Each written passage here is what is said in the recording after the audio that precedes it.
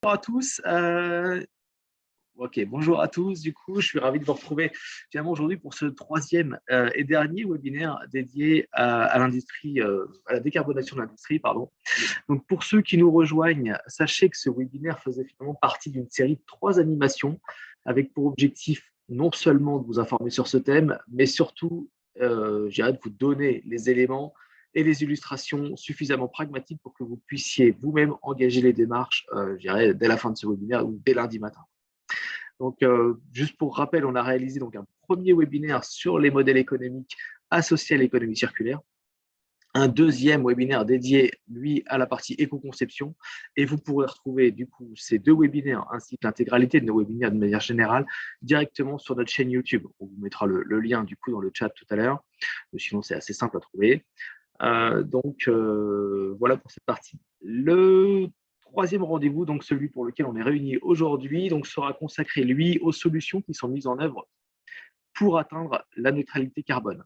J'entends par là, en fait, comment vous allez pouvoir exploiter vos ressources de manière efficace et éco-responsable. Et donc, pour cela, aujourd'hui, je suis entouré donc de 3 experts sur cette thématique. Donc, un premier expert avec la présence de François Malard de Dametis. Alors, je ne sais pas si vous connaissez Dametis, mais donc, du coup, on parle là donc d'une start-up française de la green tech qui cherche à réconcilier industrie et environnement et qui accompagne finalement les industriels dans la décarbonation de leur activité et qui vous propose finalement 4 verticales métiers. Voilà, je laisserai, j'en dis pas plus, je laisserai François vous parler de tout ça.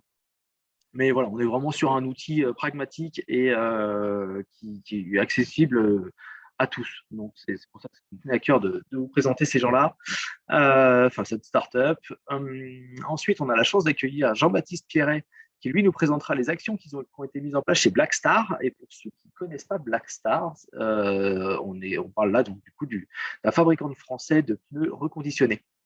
Donc, anciennement l'usine de Bridgestone dans le nord de la France. Donc voilà. Enfin, on va avoir la chance d'échanger avec Benoît Courteil de la société Cotrolia, qui elle est spécialisée dans le reconditionnement de cartes électroniques et qui vous présentera du coup toutes les actions qu'ils ont mises en œuvre chez eux. Ces meet-up, comme les autres, d'ailleurs, se veulent finalement toujours aussi dynamiques et opérationnels. Donc, n'hésitez pas à poser vos questions au fur et à mesure des présentations directement dans le chat. On prendra le temps d'y répondre et d'échanger autour de ça.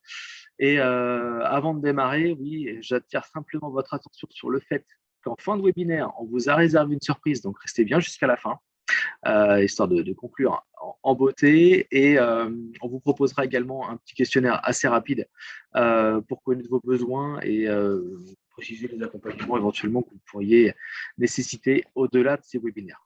Donc voilà, je ne prends pas plus de temps sur cette introduction et je laisse tout de suite la place donc à François. Euh, Normalement, tu dois avoir la main, François, pour pouvoir démarrer ta présentation. Yes, écoute, pour l'instant, on est bien. Alors, là, on voit tes mails. C'est bon pour vous, là? Là, on est bon. Super. Merci, François. Je te laisse la main. Bonjour à tous. Merci, Antoine, pour l'introduction. Je suis ravi d'être parmi vous ce matin.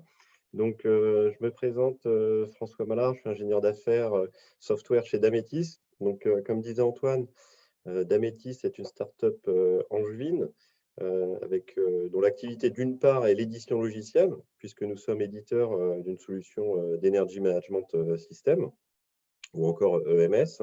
Et puis d'autre part, le conseil, puisque grâce à nos experts techniques, en fait, nous accompagnons nos clients industriels à l'exploitation du logiciel et au déploiement d'actions d'efficacité énergétique. Donc, pour la présentation ce matin, quelques mots sur Dametis, et puis après, je vais vous expliquer le concept notre concept de standardisation de la gestion des énergies.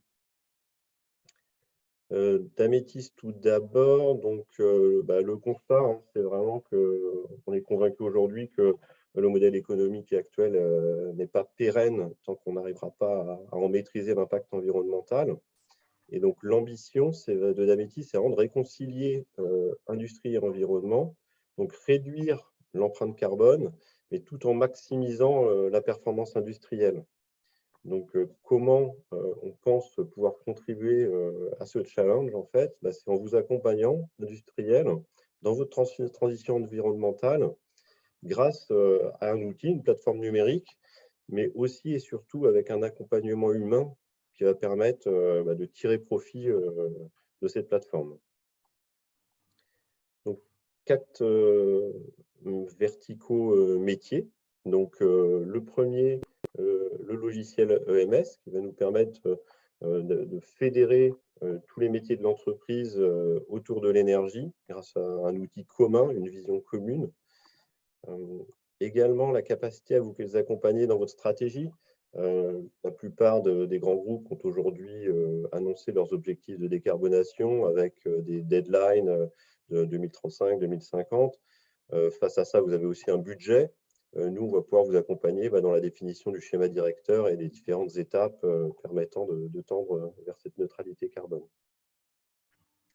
L'énergie management, ce qu'on y met, c'est vraiment l'accompagnement au quotidien. C'est-à-dire qu'une fois qu'on a implémenté notre solution logicielle sur vos sites industriels, on va vraiment allouer de la ressource d'énergie manager qui vont vous permettre de traiter les dérives, de traiter les écarts, d'aller jusqu'au déploiement des actions d'efficacité énergétique. Et quand ça doit passer par des travaux, c'est notre quatrième vertical métier. On peut prendre en charge vraiment toute la conception et le pilotage des chantiers avec un engagement de performance ensuite. Un petit mot sur nos équipes. Donc, nous sommes 25 répartis entre Angers donc pour la partie énergie et Paris pour la partie édition logicielle. Donc, des métiers assez différents au sein de Dametis puisque nous sommes éditeurs logiciels. Nous avons aussi des spécialistes de la collecte des données, donc comment au sein d'un site industriel instrumenter, récupérer les informations sur des automates et tout le traitement informatique industriel. Le métier d'énergéticien pour vous accompagner donc, à l'exploitation, conducteur de travaux et également la partie C2E et financement pour vous faire bénéficier des aides auxquelles vous êtes éligible. Donc voilà, nos forces, c'est vraiment l'expertise métier des collaborateurs. On ne vient pas du big data, on ne vient pas de l'IoT, on vient de l'énergie et on pense que c'est vraiment ça le différenciateur. Quand on l'associe, en plus, à vraiment une plateforme conçue pour la gestion de l'énergie. Un accompagnement vraiment complet sur toute la chaîne de valeur avec un centre de formation en performance environnementale. On le verra, c'est vraiment dans notre ADN de faire du transfert de compétences vers les industriels. Voilà, nous existons depuis 2019, 10 millions d'euros de chiffre d'affaires. Petite fierté d'avoir gagné le hackathon organisé par Renault Group l'année dernière sur le thème de la réduction de l'empreinte carbone. Donc, j'y reviendrai tout à l'heure, je vous donnerai quelques petites infos sur ce qu'on y a démontré. Donc voilà, si maintenant on regarde un petit peu plus donc, la gestion des énergies au sein des sites industriels, ce qu'on constate globalement, c'est qu'on a des viviers de data non exploités au sein des usines, avec beaucoup de questions qui se posent, tant sur la qualité des données, est-ce que ces données sont bien valides, prises unitairement, est-ce qu'elles sont cohérentes les unes par rapport aux autres, est-ce qu'on a des dérives, des questions sur la correspondance des données, est-ce qu'on arrive bien à les allouer, c'est exactement ce qu'elles mesurent. Et puis ensuite se pose la question de ce qu'on en fait et des indicateurs qu'on va en sortir. Et là, on a énormément de difficultés en fait à estimer la performance en termes d'énergie d'un process ou d'une utilité. Donc ça, c'est vraiment le constat qui a été fait. Et notre réponse, en fait, c'est de standardiser la gestion des énergies. Qu'est-ce qu'on veut dire par là? Je prends souvent l'analogie des ERP. Aujourd'hui, c'est une évidence pour tout le monde que dans un ERP, vous allez avoir une gamme, une nomenclature, ça va générer des ordres de fabrication, des commandes d'achat, des bordereaux de livraison. Tout ça, c'est standardisé, les flux sont représentés, on connaît les facteurs influents, on sait comment tout interagit. Et donc, nous, on a pris le pari de créer ce standard pour l'énergie au sein des usines. Donc, en créant des blocs élémentaires qui ont leur règle métier. Un compresseur pour faire de l'air comprimé, bon, voilà, ça prend de l'air qui a une certaine température, une certaine hygrométrie, Et ça va nous générer donc, de l'air comprimé à une certaine pression, à un certain débit. Ça va aussi générer de la chaleur. Et tout ça, il y a des règles de métier qui le définissent. Et l'avantage de définir donc, ces blocs élémentaires, c'est qu'on sait la performance attendue de ce bloc élémentaire. Donc, ça veut dire qu'une fois transposé au sein de votre usine, on saura scorer, on saura benchmarker votre performance par rapport à celle intrinsèque d'un tel bloc.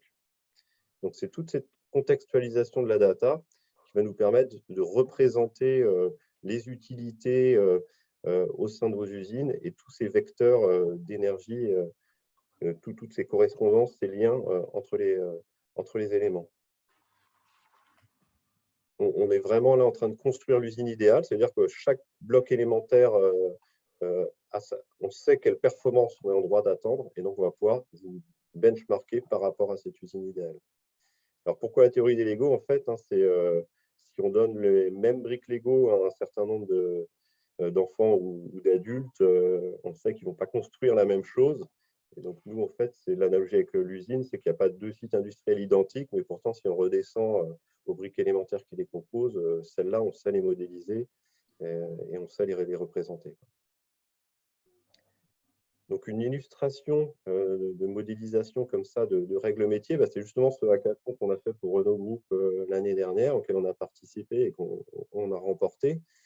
On s'est attaqué au sujet des cabines de peinture, qui est extrêmement énergivore dans l'industrie de la mobilité.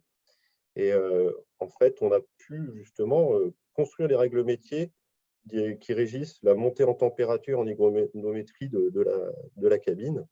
On sait qu'on a un point de fonctionnement bien précis à aller chercher et qu'on a un air ambiant extérieur qui a sa température, son hygrométrie.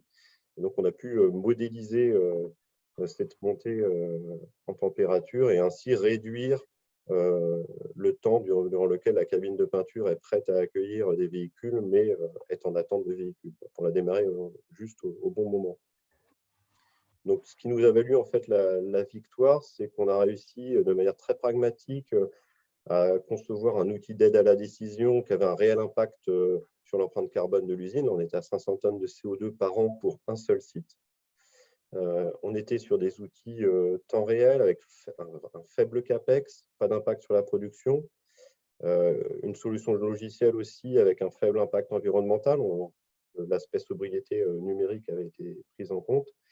Et on va le voir aussi un peu plus tard, cette modélisation, en fait, elle va aussi permettre une mise à l'échelle extrêmement facilitée. Ce qu'on essaye vraiment d'éviter, c'est de faire des POC, des concepts qui ensuite ne peuvent pas être mis à l'échelle d'un grand groupe. Donc, maintenant, ça, c'est vraiment reproductible, transcriptible à d'autres cabines de peinture. Et on en revient donc à notre Energy Management System. Comment il s'intègre au système d'information d'un site industriel. En fait, c'est un outil complémentaire de ceux dont vous bénéficiez déjà, qui va venir collecter la donnée sur le réseau industriel. On aime bien collecter au plus près de la mesure, donc sur les compteurs, sur les automates industriels. Et puis, on peut tout à fait aller chercher de l'information vers une VMAO, une SCADA ou une GTC, par exemple, ainsi que vers un ERP pour avoir des programmes de production qui nous permettront de voir l'impact d'un programme de production énergétiquement en fonction d'un mix produit. On a différents scénarios de mix produit. On pourra faire du budget énergie qui s'y rattache.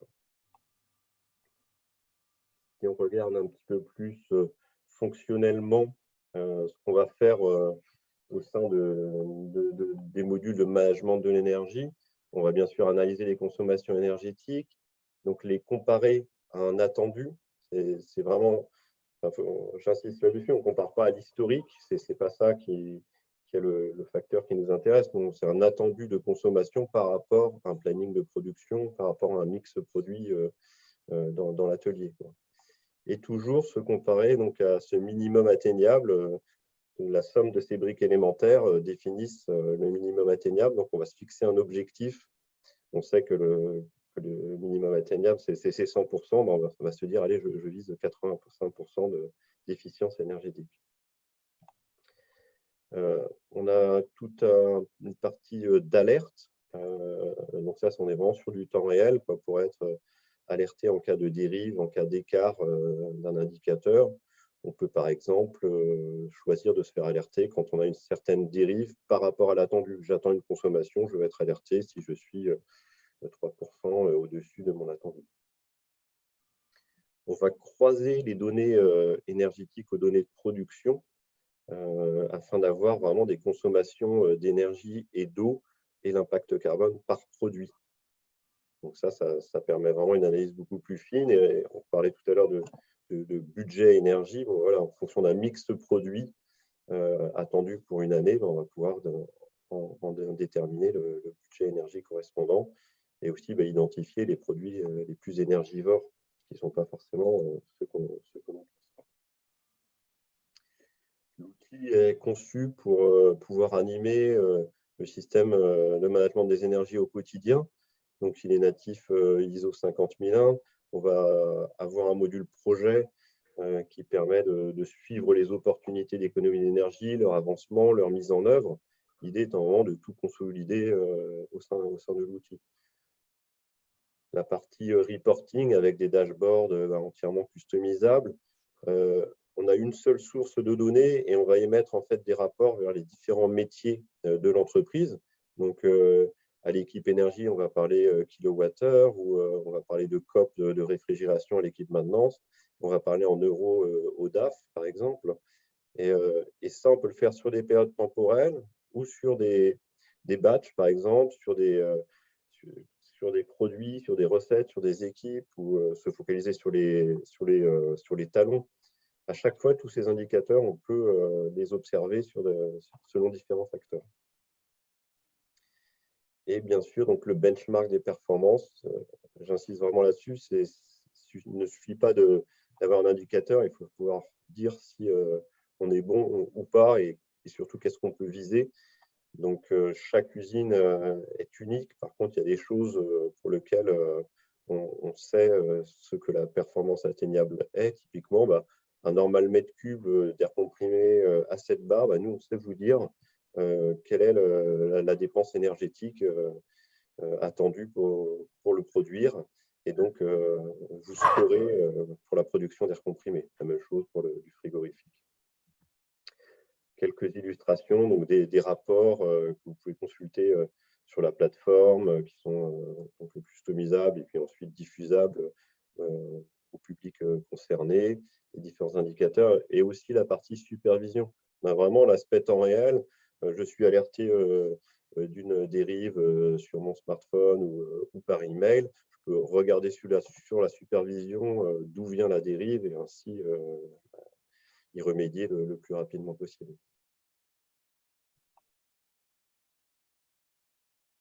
Donc, si on résume un petit peu, donc on a des prérequis. Donc, cette expertise métier pour bien mesurer, avoir un plan de mesurage optimal de l'usine, éventuellement y ajouter de l'instrumentation, mais enfin, ça reste aussi optionnel. Souvent, vous avez déjà beaucoup de choses qui existent donc, qui ne sont pas valorisées. Donc, ça peut déjà être de commencer avec l'instrumentation, le comptage que vous avez en place.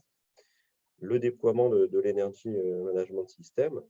Et donc, les bénéfices pour vous industriels, vraiment, le premier, déjà, c'est la standardisation des indicateurs.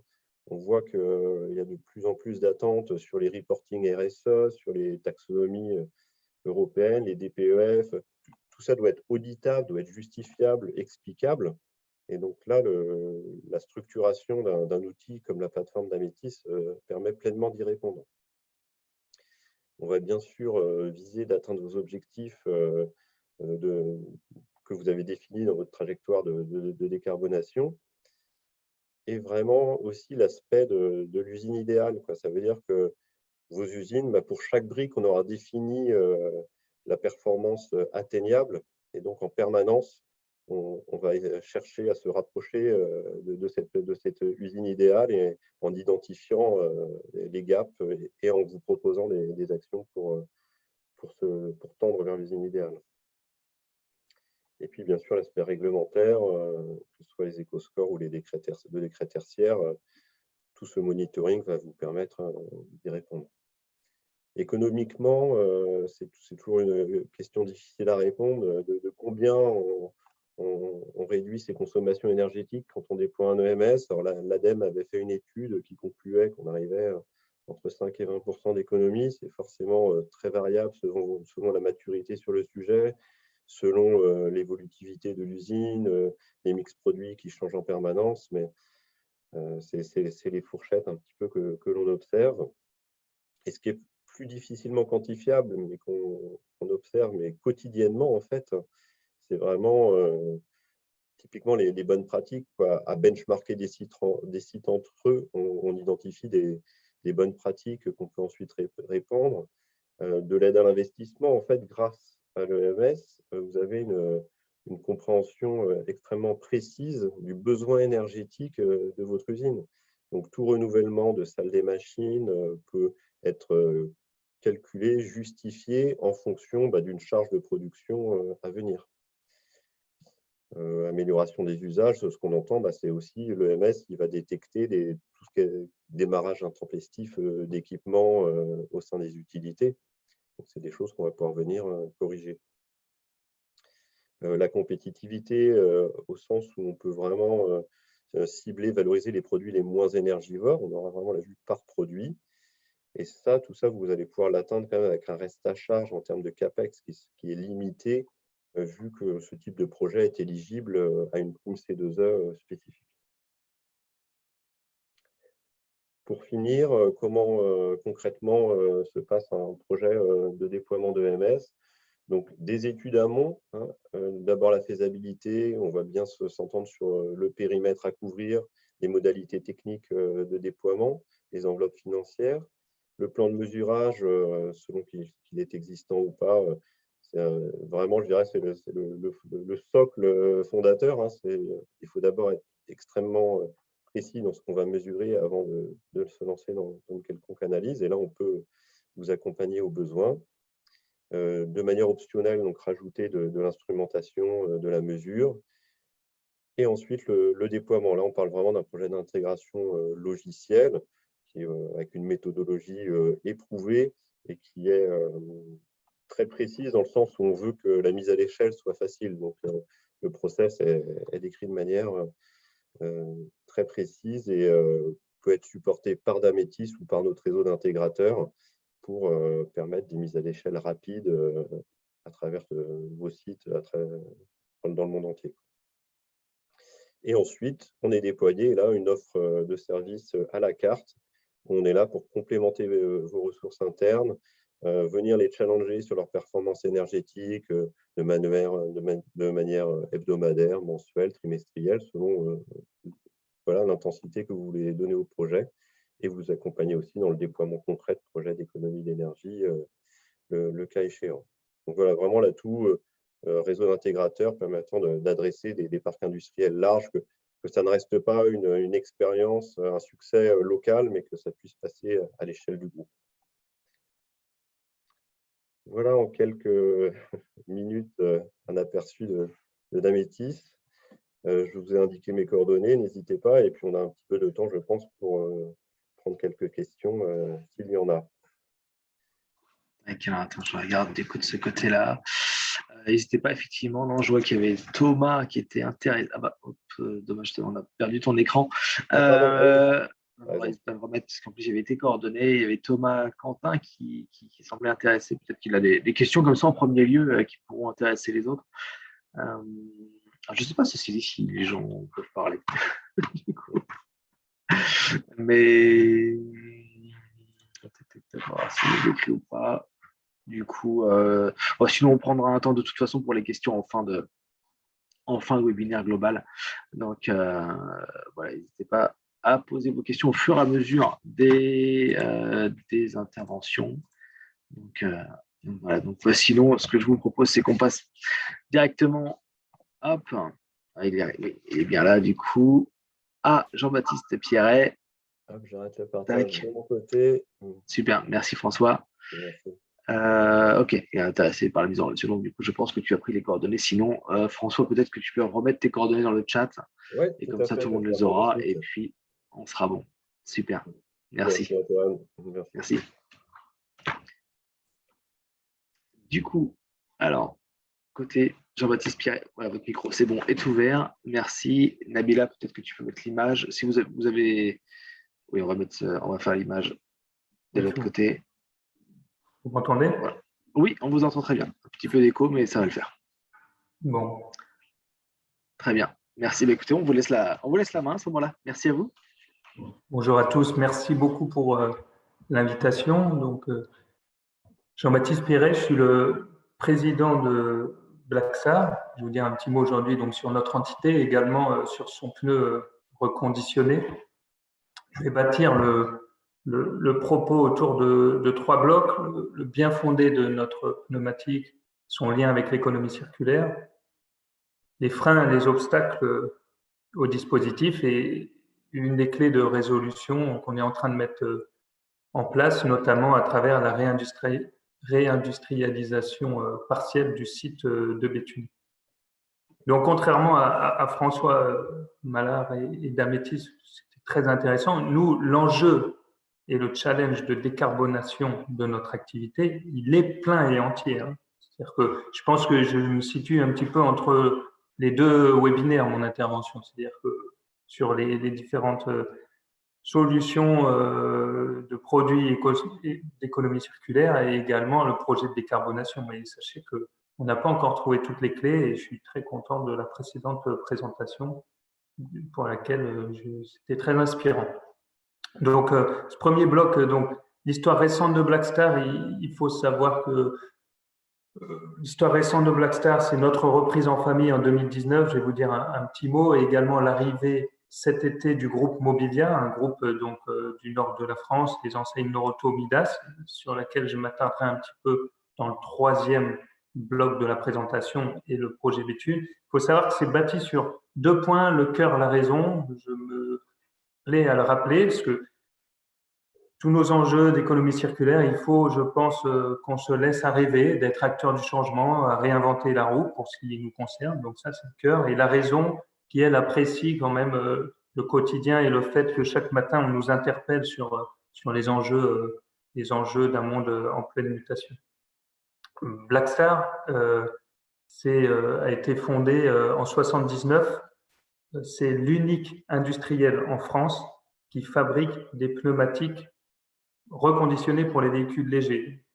Très schématiquement, les véhicules légers, c'est les voitures de monsieur et madame tout le monde, et également les camionnettes et les 4x4.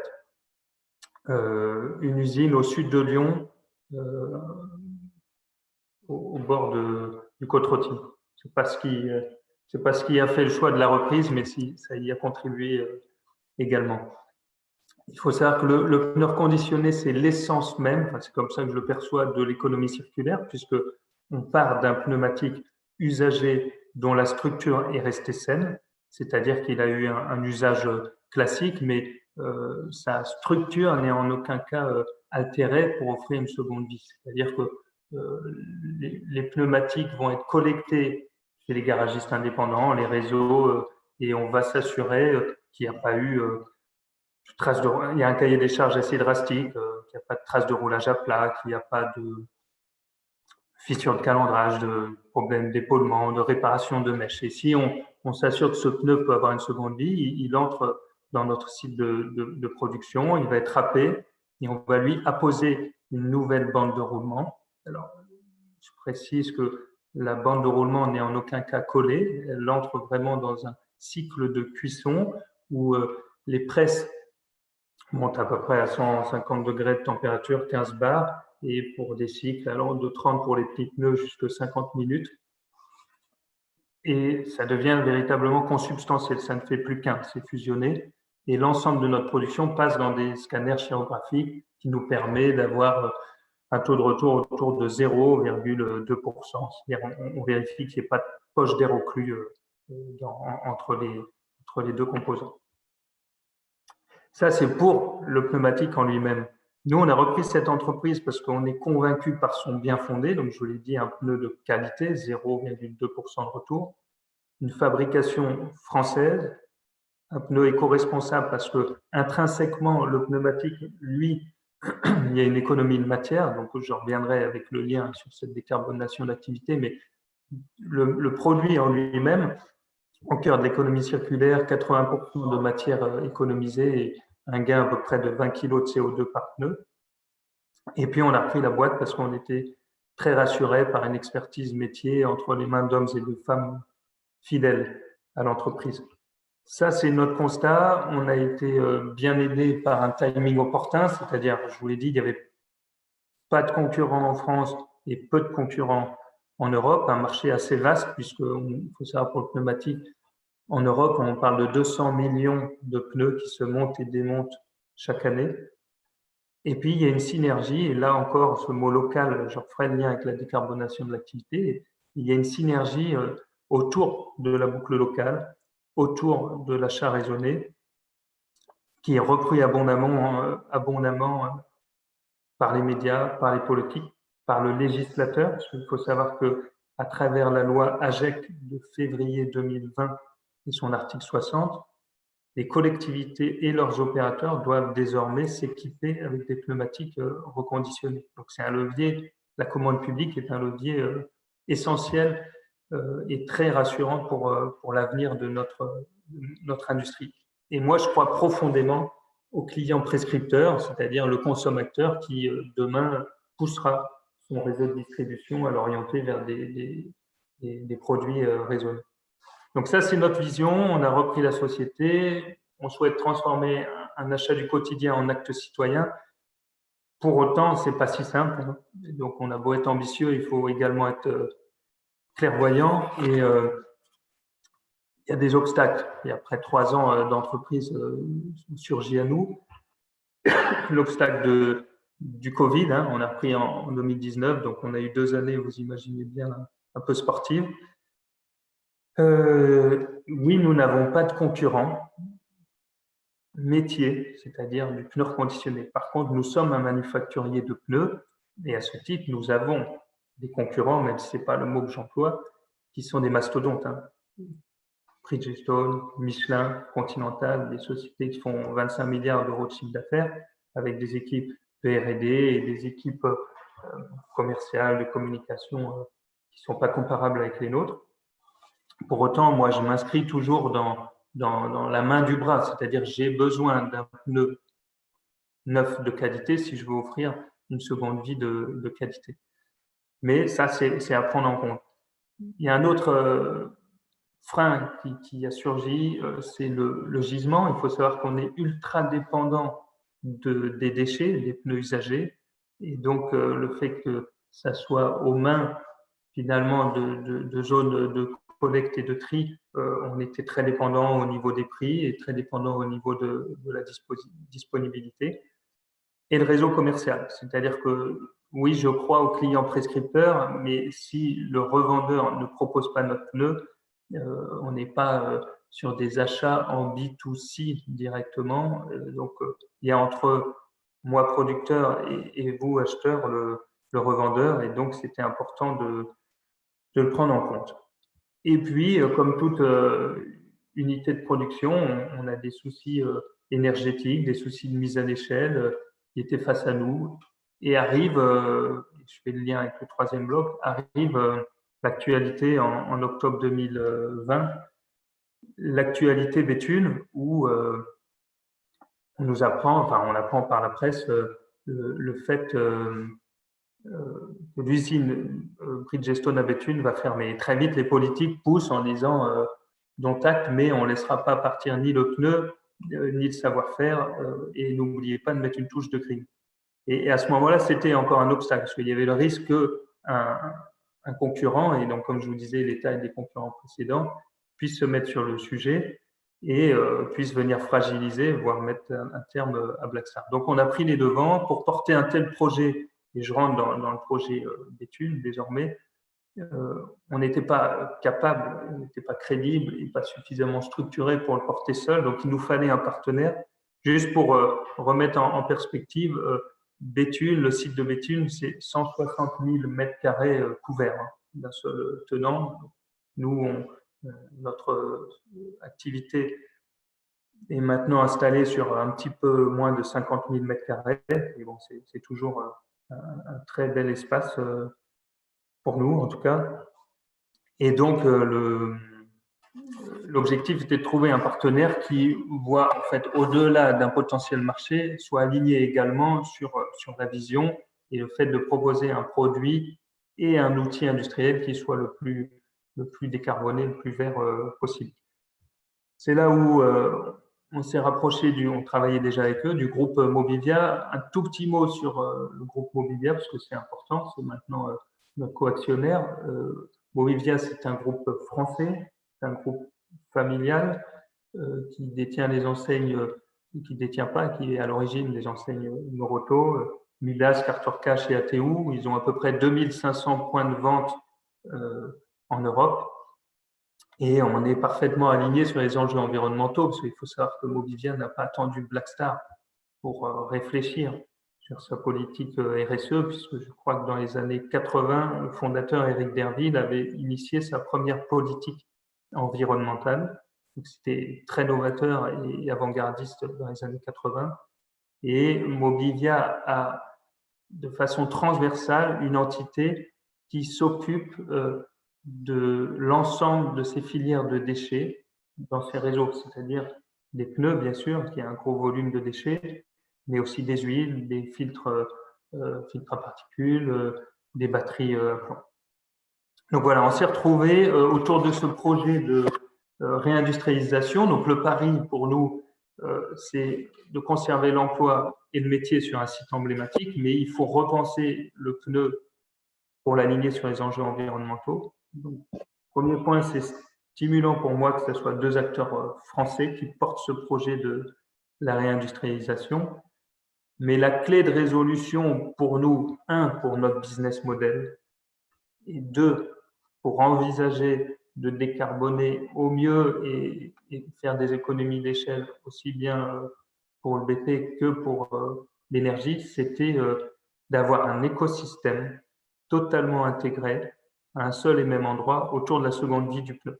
Donc, je vais vous en dire un petit mot après, c'est d'aller en gros de la collecte en passant par le tri jusqu'au produit fini à travers nos pneus et demain d'étendre sur probablement des enjeux énergétiques si on venait à travers une pyrolyse à être en mesure à la fois de faire tourner notre usine et de réinjecter dans notre future bande de roulement du noir de carbone. Donc l'idée, c'était vraiment d'avoir une boucle la plus totale. Nos projections, elles sont, d'un point de vue business pur, pneumatique, nos projections, elles sont ambitieuses, bien que progressives, puisqu'on envisage de produire en 2025 autour de 800 000 pneumatiques. Ça veut dire, pour fabriquer 800 000 pneumatiques, d'être en mesure d'en faire entrer dans l'usine presque 3,5 millions de pneumatiques usagés, à peu près 150 emplois, et donc l'ambition de créer un nouveau segment dans le monde du pneumatique, un pneu reconditionné de qualité. Pas de qualité, premium, on va dire. Donc, les freins que j'ai cités tout à l'heure, et je terminerai là-dessus, les freins que j'ai cités tout à l'heure, à travers notamment Mobivia et le projet d'études, on va venir les déconstruire. C'est-à-dire, on avait ce problème de gisement, et là, on va devenir collecteur-trieur, c'est-à-dire au sein des différents sites de revente de Mobivia, donc les Noroto, les Midas, on va venir collecter les pneus usagés, on va les rapatrier sur notre site à Béthune, où on a une grosse zone de tri. On va trier à peu près sur 100%, on espère avoir 25 sur 100 pneus, on espère en avoir une vingtaine pour le reconditionnement et peut-être 5 pour l'occasion. Donc, imaginons 20% vont être reconditionnés avec un outil de production d'un ancien manufacturier premium. C'est pour ça qu'on attend des performances techniques pour le pneu premium également. Ces pneus qui auront été produits repartiront dans le même réseau Noroto et seront revendus. On espère pouvoir ouvrir aussi un marché du pneu d'occasion, idem, si et seulement si le cahier des charges drastique est bien suivi. Et puis après, on va se retrouver avec une manne de encore 70 pneus sur les 100 qui auront été triés. Donc remis à l'échelle, on parle de de 3 millions de pneus, donc il y aura autour d'1,8 million de pneus à traiter. Et c'est là où soit ils repartent en camion uniquement, pour faire des cimenteries, pour faire de l'énergie. Alors c'est une solution. Nous, on espère sur site être en mesure d'y intégrer un broyeur, puis des éléments qui vont nous permettre de faire de la granulation, c'est-à-dire séparer les différents composants, aussi bien le textile, l'acier, et également pousser plus loin la chaîne avec une pyrolyse. Alors là, je vous fais part de notre vision, hein. C'est un projet qui est totalement en cours. C'est pour ça que je vous disais les challenges de la décarbonation qui sont encore pleins et entiers chez nous, puisque cette pyrolyse, elle viendrait, si on est suffisamment mixte dans l'offre qu'on met dans la pyrolyse, qu'il faudrait aussi du poids lourd, on pourrait sortir un noir de carbone de qualité. Ce même noir de carbone pourrait être réutilisé dans nos futures bandes de roulement qui permettraient d'habiller nos futurs pneus eux-mêmes déchets. Donc, en conclusion, je dirais, et je suis d'accord, très d'accord avec ce qui a été proposé par François avant, il y a un besoin de mise à l'échelle. Donc, nous, on est en train de le faire à Béthune. Alors, c'est un risque, hein, parce que ça n'a jamais été fait à cette échelle. Je pense qu'une des clés pour nous, c'est de modéliser le projet et qu'il soit surtout très local. C'est-à-dire qu'on doit être proche de nos déchets. C'est extraordinaire, mais c'est le déchet qui peut demain nous faire tourner l'usine, d'un point de vue énergétique à travers la pyrolyse, mais également qui peut nous permettre de réinjecter de la gomme dans notre bande de roulement. Donc, proche des déchets, mais proche de nos ressources, mise à l'échelle, et puis un management de l'énergie, en effet, avec un reporting croisé des données énergétiques pour suivre au plus proche les avancées et les challenges. Voilà le projet Blackstar. Je vous ai tout dit, même plus que d'autres le sachent déjà. Très bien. Hop. Pardon. Merci à vous. Et alors, du coup, on a deux questions qui se rejoignent un petit peu sur la partie comment est-ce que vous avez structuré votre cycle de collecte pour vos pneus usagés en retour. Est-ce que finalement vous avez missionné quelqu'un ou pas sur ce sujet? Enfin, comment vous avez organisé ça? Alors voilà, il faut savoir que la collecte en France, et c'est plutôt bien, contrairement à beaucoup d'autres pays en Europe, est très structurée et très organisée. Et il y a des éco-organismes, notamment Adiapur, qui coiffent à peu près 85% ou 90% de la collecte. Et il y a deux autres entités, IWIP, c'est le groupe Mobilia, et FRP, qui en est un troisième. Et donc, à eux trois, ils couvrent à peu près 100% des pneus qui sont démontés dans les différents garages et réseaux. Mais ce n'est pas eux qui vont chercher. Eux sous-traitent à des collecteurs trieurs agréés auxquels, à travers des appels d'offres, ils ont la responsabilité de département. Donc, nous, on n'a pas la prétention d'acheter nos camions. On est en train de réfléchir avec des collecteurs. Donc, là, on parle de Béthune, donc on veut rester dans le Nord-Pas-de-Calais, parce que l'idée, c'est pas d'amener un déchet du sud de Marseille. De l'autre bout de la France, oui. Et donc, travailler avec les collecteurs déjà en place à la meilleure solution partenariale, parce qu'en effet, je ne l'ai pas caché, un de mes enjeux, moi, c'est d'arrêter de payer mon déchet, en fait. C'est un non-sens également. C'est pour ça qu'on est en train de réfléchir à la meilleure formule. Donc, on n'a pas de solution. La seule chose que je peux vous dire, c'est qu'on ne va pas faire seul. Donc, on est en train de travailler avec des collecteurs qui sont déjà dans les départements contigus pour trouver la meilleure solution pour faire ensemble. Et donc, au lieu qu'ils trient sur leur site et qu'ils nous revendent, c'est que la collecte se fasse communément et elle arrive à Béthune où on va avoir un grand site de tri. Et puis après, voilà, pour les détails, on trouvera des formules. Ok. Écoutez, très bien. Très bien, très bien. Merci beaucoup, du coup, pour votre intervention. Merci pour ce partage, effectivement, assez complet. Et merci beaucoup. Alors, on a Benoît Courteil qui est dans les participants, mais du coup, qui n'a pas basculé côté panéliste. Alors, du coup, on ne peut pas faire cet échange. Le voilà, c'est bon. Donc, du coup, je te laisse la main. Enfin, du coup, attends, on part de loin. On n'a pas de cam pour l'instant. On n'a pas de cam pour l'instant. On a le C'est son. bon. Ça y est, c'est bon, on a Je tout. suis là. Super, merci. Eh ben, écoute, je te laisse la main. Je laisse Merci. partager ton écran si tu as besoin. Et Oui. puis, normalement, tu as la main pour tout. Hop.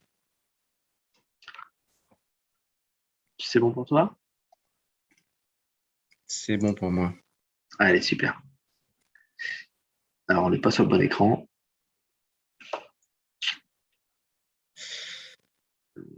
Hop. Tac. Et ben voilà, parfait. Bonjour à tous.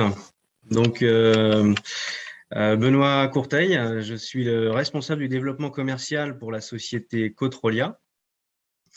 Donc, je suis ravi aujourd'hui de pouvoir participer à ce webinaire qui concerne plutôt pour aller sur l'usine de demain décarbonée. Pour vous faire une petite transposition de notre métier, donc nous sommes dans la rénovation électronique automobile et vous pouvez voir que hier, on n'avait pas du tout d'électronique dans nos véhicules et qu'aujourd'hui, on a comptabilisé à plus de 40 calculateurs divers sur un véhicule. Et ça devrait s'accentuer avec le temps. Et on a pu comptabiliser que 23% de la valeur d'un véhicule neuf était due à l'électronique. Alors, la société Cotrolia a été créée en 2008 par deux ingénieurs en électronique.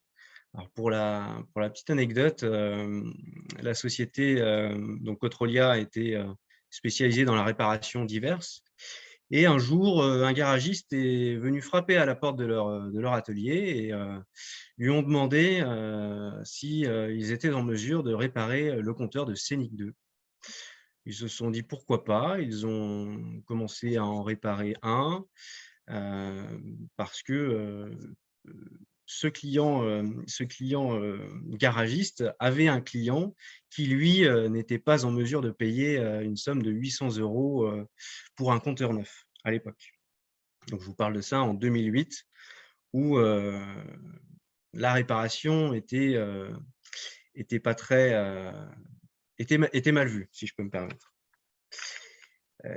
Donc, ils ont réparé ce compteur. Un deuxième garagiste a frappé à leur porte, un troisième, puis etc. Et là, ils se sont dit, on va concentrer notre activité et notre recherche et développement dans la réparation électronique automobile. Et donc maintenant, ils sont devenus, et nous sommes leaders français de la rénovation électronique auprès de 11 000 professionnels de l'aftermarket. Donc là, vous pouvez apercevoir une partie de notre gamme. Aujourd'hui, on a plus de 2650 références produits recensés à notre catalogue. Donc, c'est réparti en plusieurs produits, direction électrique, bloc ABS, calculateur, boîtier habitacle, frein de parking, etc. Calculateur moteur aussi également. Tout ça réparti en 45 marques constructeurs.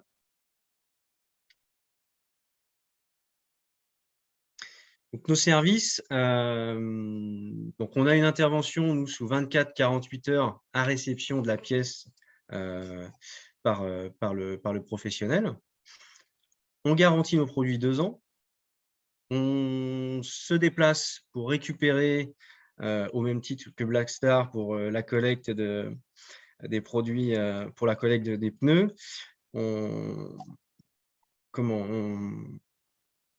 Donc, on récupère la pièce au sein des garages et puis on la réexpédie par nos soins. Lorsqu'on reçoit un boîtier, on le teste systématiquement, on fait le test systématique des organes électroniques.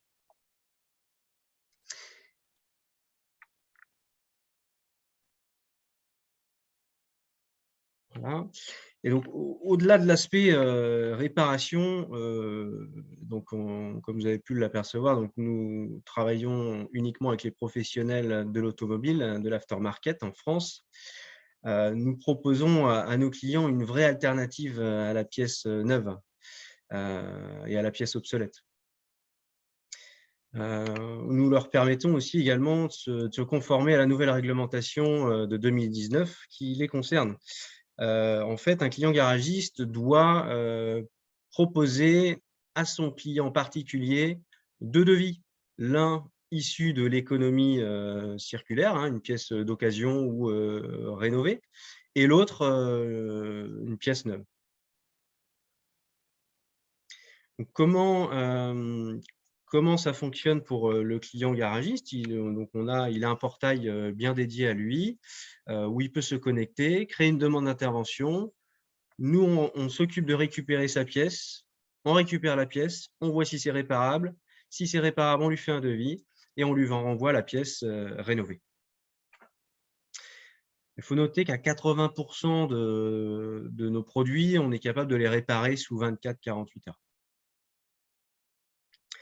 Pour vous donner un ordre d'idée, hein, sur un écart de prix par rapport à par exemple, un calculateur moteur neuf, on est à 1 050 € et nos tarifs de réparation de 193. Donc, ça fait une économie, grosso modo, de 70% par rapport à une pièce neuve. Donc, pièce rénovée par nos services, ça présente quand même 3 avantages. C'est économique. Donc, comme je vous disais, parce qu'elle va coûter 70 à 80% moins cher qu'une pièce neuve. C'est écologique aussi parce qu'elle représente une empreinte carbone faible par rapport à une pièce neuve. Et c'est durable, car on va prolonger la durée de vie du véhicule avec des pièces rénovées ou recyclées, un véhicule qui peut-être aurait été à la casse.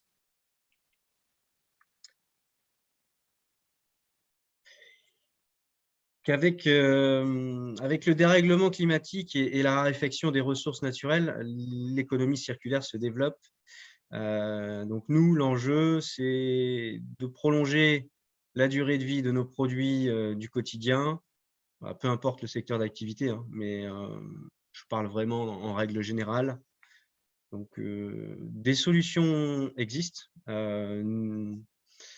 C'est pourquoi nous allons mettre en place, et nous sommes en train de mettre en place, un projet qui nous tient à cœur, c'est le Reman. Donc, je vais vous en parler sur cette slide. Le Reman, c'est de la remanufacturation. Donc, c'est une activité industrielle qui consiste à rénover les pièces détachées issues de l'économie circulaire, hein, appelée aussi la PIEC, pour leur redonner les mêmes performances et le même niveau de durabilité que des pièces neuves. Bon, ça, je pense que tout le monde avait peut-être cette information-là. Donc là, aujourd'hui, nous sommes en relation avec des usines de recyclage pour justement faire comme Blackstar, récupérer de la matière pour proposer une dizaine de produits remanufacturés. Alors notre offre, si je peux synthétiser, on est une alternative aux pièces captives constructeurs. Donc c'est écologique, comme vous disiez, par l'empreinte carbone faible. C'est économique et c'est également durable. Donc depuis la création de Cotrolia, nous avons estimé nos réparations à 90 tonnes de produits électroniques sauvés à peu près. Source d'un de nos dirigeants. Alors à notre petite échelle, on est en train de mettre en place un groupe de travail en interne pour toute la collecte de nos déchets, essayer d'améliorer au mieux tous les déchets que l'on peut aujourd'hui créer au sein de notre entreprise. Donc là, vous pouvez apercevoir le panel sur le slide. Et on a aussi également pour projet d'installer faire une installation photovoltaïque sur notre toit pour également participer à réduire l'empreinte carbone de notre société. Je vous remercie de votre attention. Est-ce que vous avez des questions? Alors, attends, on va regarder ça. Tac. Alors, tiens, il faut une première question sur la partie « Faites-vous la réparation des feux xénon ?» Si j'ai déjà posé, vas-y, je te laisse répondre. Oui, on en fait un petit peu, effectivement. Tout à fait. C'est un produit que nous faisons et que nous développons. Super. Super, super. Du coup, non, mais on a effectivement un bel exemple Alors, le Riemann, vous vous lancez de plus en plus effectivement sur cette activité-là. Et après, on a la partie vraiment rétrofit,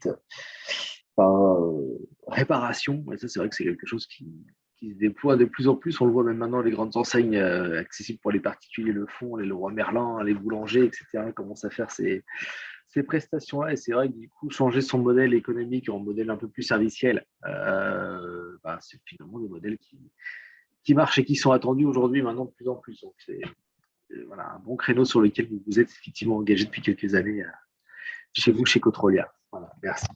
Merci à tous. Du coup, on n'a pas plus de. Ah si, attends, pardon. Une TVA verte. Ah oui, alors là, par contre, du coup, malheureusement, Jean-Charles, on n'a pas la main sur ces sujets-là, mais effectivement, ça pourrait être une solution pour booster les solutions vertueuses de rénovation, de remanufacturing, etc. auprès des consommateurs. Effectivement, c'est une idée à proposer à nos candidats pour le mois prochain. Donc, effectivement, ça peut être intéressant. Donc, voilà. Nabila, je ne sais pas si c'est bon de ton côté, mais du coup, profitez du coup de ce petit instant pour poser les questions que vous pourriez avoir. Il y a aussi normalement le PowerPoint qui doit suivre. On vous pose du coup le sondage. En parallèle, je vous l'ai promis en introduction, vous pousser une surprise. L'idée, c'est qu'on voudrait. Enfin, on va vous proposer et on voudrait savoir qui serait intéressé. Vous allez avoir la question posée directement dans le sondage. Du coup, une visite de l'usine de remanufacturing de Flins. Voilà, c'est quelque chose qui est un petit peu conséquent à mettre en route, mais du coup, je suis persuadé qu'on va avoir notre minimum pour pouvoir se déplacer là-bas. Donc, n'hésitez pas à nous indiquer si vous souhaitez participer à cette visite, qui promet d'être vraiment intéressante et tout à fait dans ce thème. Donc, si vous êtes là, je pense que ce n'est pas par hasard. Et un deuxième point hyper important, voilà, je ne sais pas si tu peux pouvoir le bloquer là-dessus. Je vous interpelle aussi sur la tenue de notre forum annuel, donc le forum mobilité et transition, où du coup on fera la part belle, je dirais, à tout ce qui va être changement de technologie énergétique au niveau de la filière automobile, la partie inévitable évidemment filière des mobilités actives. Ensuite, on passera aussi sur la partie future de l'industrie et ensuite les solutions numériques. Voilà, on parle là du matrix des transports et en quoi ça améliore l'usage des mobilités. Donc, en fait, c'est une journée du coup, qui se tiendra donc, le 3 mai prochain au couvent des Jacobins. Le couvent des Jacobins à Rennes. Vous retrouverez normalement le lien d'inscription, le lien pour vous inscrire du coup à cet événement dans le chat. Je l'ai mis tout à l'heure au démarrage. Et attends, j'ai une question qui arrive en parallèle. Voilà, c'est vraiment un événement. Ah non, c'est bon, on l'a traité. Ah oui, pardon. Ah oui, ok, on a quelqu'un qui nous pose la question de savoir si vous avez obtenu des subventions de la région. Mais c'est pareil, je connais la réponse. Grâce à vos démarches, du coup, Benoît, tu es encore là? Oui, c'est bon. Je ne sais pas si tu peux répondre à cette question, même si. Mais effectivement, j'en profite rapidement pour dire qu'effectivement, là où les régions, en fonction de là où vous vous situez, proposent plusieurs subventions et on est là, nous, du coup, pour vous aider à y voir un peu plus clair parce qu'il y en a pléthore et c'est pas simple. Donc, n'hésitez pas à revenir vers nous si vous avez des questions sur ce sujet-là. On sera tout à fait capable de vous répondre. Mais je te laisse la main, du coup. Est-ce que vous avez obtenu des subventions? Oui, non. Non, je crois que non. Hein. Je pense savoir que non, à votre niveau. Vous m'entendez? Oui, on t'entend, Benoît. Ah, pardon. Non, non, non, pardon, excusez-moi, on n'a pas eu de subvention de la région par rapport à notre démarche d'économie circulaire. Mais c'est une très bonne question et on va essayer de s'y pencher sérieusement.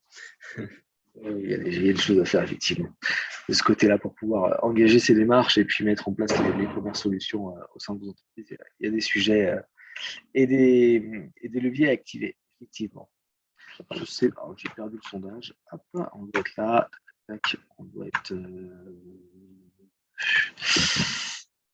Du coup, on a pour l'instant 35% de répondants. On vous laisse encore quelques minutes et puis on va clore ce webinaire. N'hésitez pas. Donc, du coup, je rinsiste sur cet événement, donc le Forum des mobilités, qui sera un événement en physique, hein, évidemment, hein, où vous retrouverez, je pense, facilement une soixantaine d'exposants sur cette journée et puis des conférences avec un programme assez conséquent sur toute la journée. Donc voilà, n'hésitez pas à vous inscrire et venir rencontrer évidemment tous les acteurs de la filière, de ces filières, pardon, lors de cette journée. Voilà. Bon, du coup, je vois qu'on n'évolue pas plus du coup de côté webinaire, donc côté sondage. Donc du coup, écoutez,